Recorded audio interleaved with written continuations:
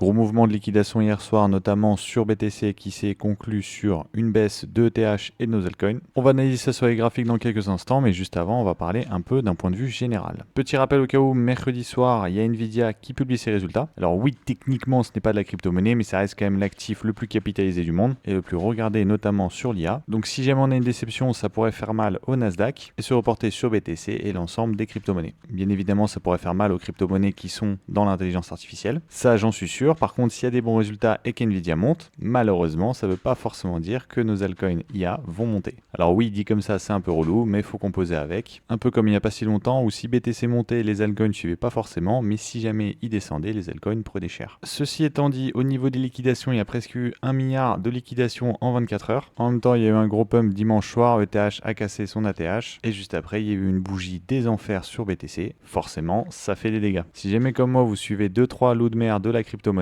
des mecs qui sont là depuis des années et qui ont vu plein de fois le dimanche soir qu'est-ce qui se passe quand le marché pump. Vous avez pu voir qu'eux, ils étaient vraiment pas sereins quand ils ont vu ETH pump comme ça. Moi, j'avoue que j'avais pas de biais directionnel, mais force est de constater qu'ils avaient raison. Passons à la chart. Aujourd'hui, on va commencer par BTC parce que c'est lui le coupable. Cette grosse bougie en 1 heure à 21 heures qui est venue liquider le lot de vendredi où Powell a dit qu'il ferait une rotation, donc ça veut dire qu'en gros il allait baisser les taux quoi. Les gens se sont mis en long comme des malades, on est venu les liquider juste en bas. À l'Open américaine on était dans cette zone là, du coup ils se sont pas fait prier, ils sont allés directement liquider cette zone juste en dessous. Très belle réaction, donc en lower time frame on peut s'attendre potentiellement à une reprise haussière. Si on dézoome en daily, on voit bien qu'on est passé sous cette tiers, on l'avait déjà fait justement vendredi, mais c'est ce petit mouvement de tiers qu'on était déjà venu liquider, on est venu le reliquider comme je vous ai montré juste avant en interne. Mais j'aime bien le fait que ça soit sous cette tiers, qu'on réagisse dans cette zone d'order block, à voir ce qui se passe, mais pour l'instant je trouve ça très très beau graphiquement. Donc je m'inquiète pas plus que ça, même si ça a baissé. Surtout que pour moi, pour une continuation baissière, il faudrait qu'il aille chercher au moins ce triple top, donc ça nous ferait une petite remontée par ici. Pourquoi pas même réagir dans cette zone-là, même si pour une continuation baissière, il n'a pas besoin d'aller rechercher cet order block, il peut très bien juste choper ce triple top qui donnera assez de liquidité pour aller vers de plus bas. Donc ça serait si jamais il veut faire un mouvement baissier. Pour l'instant, c'est pas mon scénario. Je verrais plus un scénario auquel il prend bien la liquidité des triple top. Avec tous les ordres qu'il y a ici, nous refaire une petite réaccumulation et aller chercher un peu plus haut.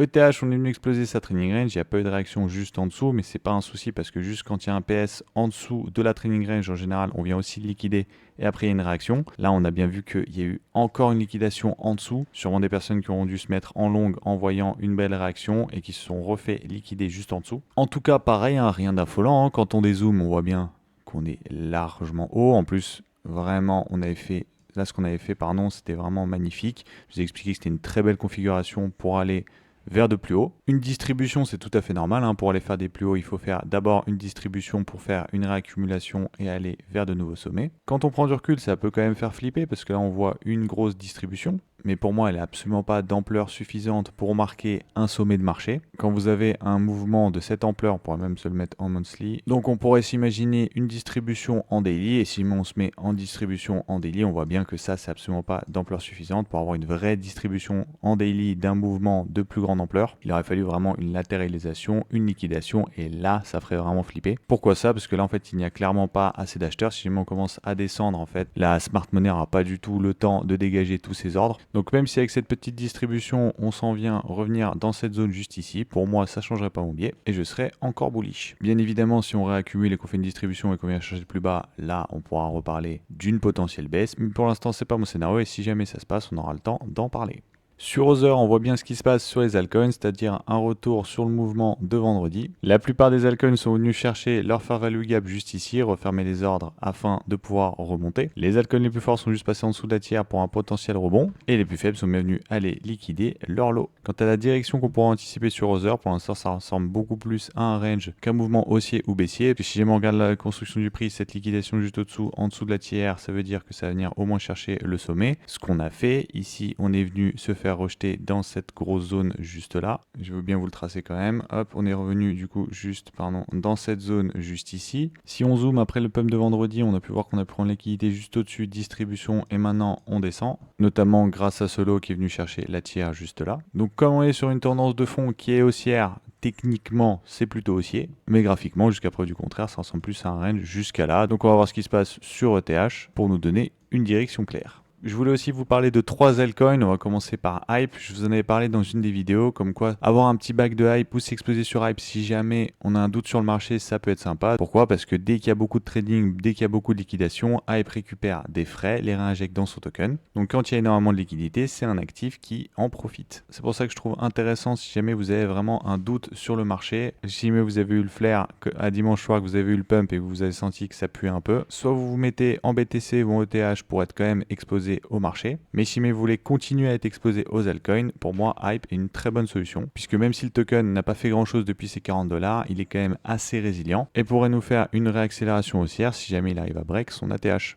Deuxième altcoin dont je voulais vous parler, c'est Syrup. Il avait énormément monté à contre-courant du marché. On m'avait donc demandé de l'analyser. Je vous ai dit de faire gaffe parce qu'un actif qui monte autant alors que le marché est en souffrance, c'est bien de prendre des profits pour les réinvestir dans des autres altcoins. Depuis, même si graphiquement il est en range, il a réussi à maintenir sa valeur. Il nous a fait des belles performances pour ceux qui l'ont pris en trading. C'est un actif qui monte en puissance, notamment sur ses métriques. Donc c'est un actif qui peut être sympa à avoir en portefeuille. Et je voulais vous en parler aujourd'hui parce que si jamais c'est le cas, pour moi on va arriver sur une zone super intéressante. Ça va être cette zone juste en dessous là, vraiment la trading range avec énormément de liquidité. Pour moi c'est une quasi certitude qu'on va venir la chercher. Il va y avoir énormément de contreparties, ça sera pour moi un très bon point d'entrée. On va venir chercher la liquidité ici, ici, ici, ici. Vous voyez là toutes ces mèches, là tout ça en fait. Juste en dessous, il y a énormément de liquidité à venir les chercher. Il faut faire gaffe parce que quand il y a énormément de contreparties comme ça, on n'est pas obligé de refaire une accumulation juste ici.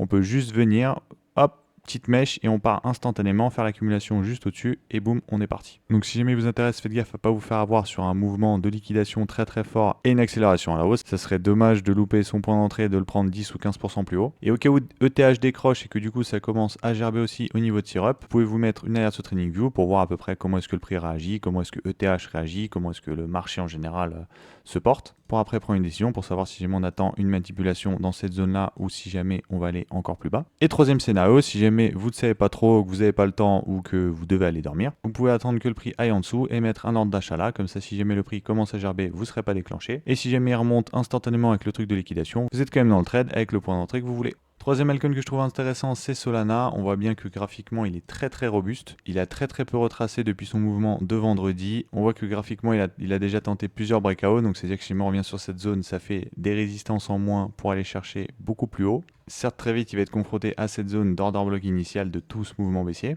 Mais une fois arrivé dedans, si on arrive à accumuler et à aller péter l'ATH, pour moi, ça va FOMO. Bien évidemment, il y a très peu de chances qu'avec un Solana, vous fassiez 1x10. Mais je le trouve intéressant pour jouer un move court terme, notamment que l'altcoin est un peu délaissé, un peu FUD, parce que c'est ETH qui prend toute la lumière actuellement. Faut pas oublier qu'en octobre, on pourra avoir la validation des ETF spot. Donc on pourrait très bien avoir une montée avant et un sell the news le temps de l'annonce. Personnellement, je le joue pour avoir une performance court terme avec un risk-reward pas trop dégueu. C'est tout pour moi aujourd'hui. Je vous dis à la prochaine. Tchuss!